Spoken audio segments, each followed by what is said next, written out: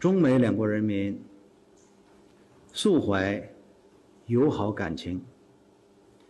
双方人民的友谊始终是两国关系发展的源头活水和重要基础。这些反华势力出于意识形态偏见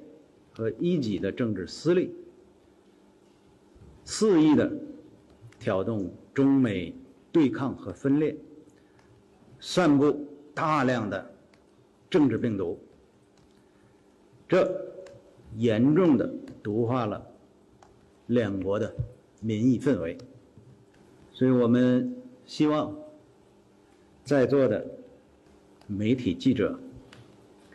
能够顺应时代的潮流和民心所向，多发挥正能量，更好地发挥增进中美两国人民相互了解与信任的桥梁作用，